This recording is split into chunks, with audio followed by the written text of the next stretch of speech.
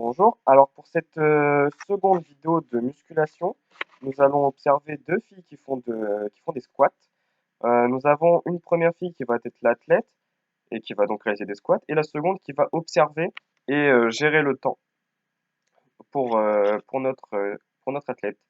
Alors nous allons observer et examiner ces deux filles grâce à l'acronyme STRONG. L'acronyme STRONG qui se divise en 6 lettres.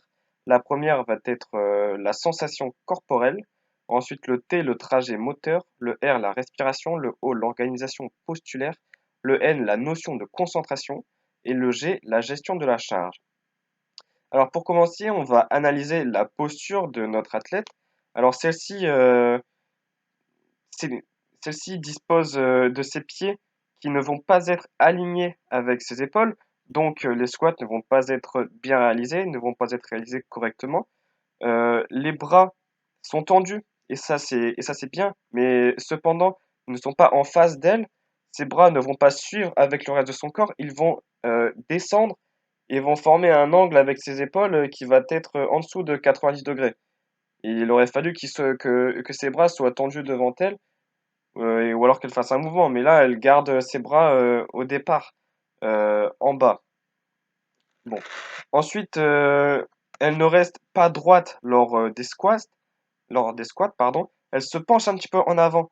Et donc, ces squats ne vont pas être bien réalisés car il faut avoir le dos bien droit, regarder bien devant et ne pas se pencher vers l'avant. Et celle-ci se penche vers l'avant, donc son bassin est incliné et donc son dos est aussi incliné.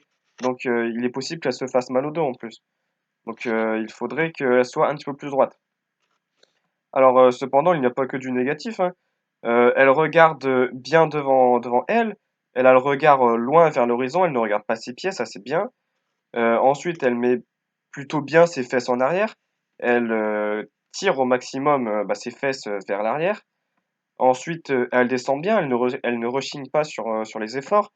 Elle essaye de travailler, mais elle n'a pas la bonne position, la bonne posture pour travailler. Mais sinon, elle descend très bien.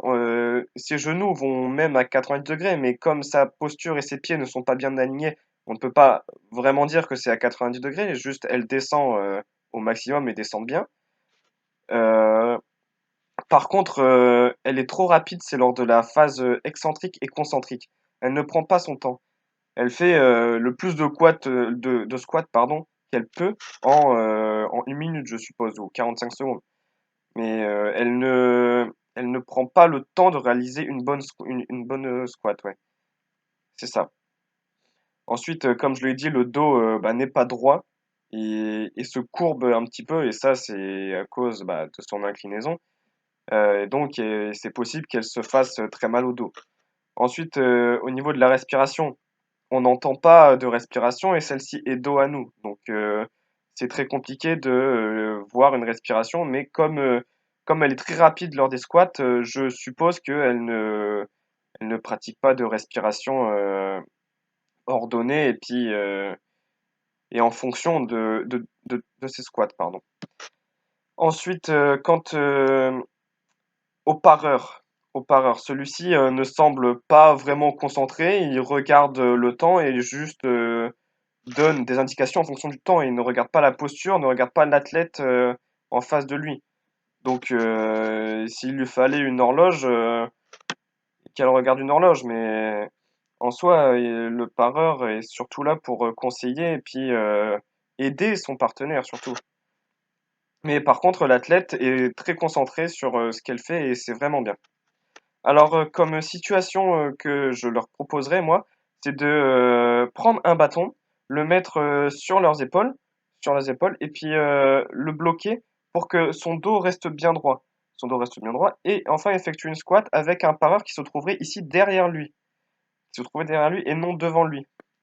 Un pareur qui pourrait l'aider et puis comprendre, aligner ses pieds par exemple, avoir le dos bien droit, corriger sa posture, en quelque sorte. Voilà.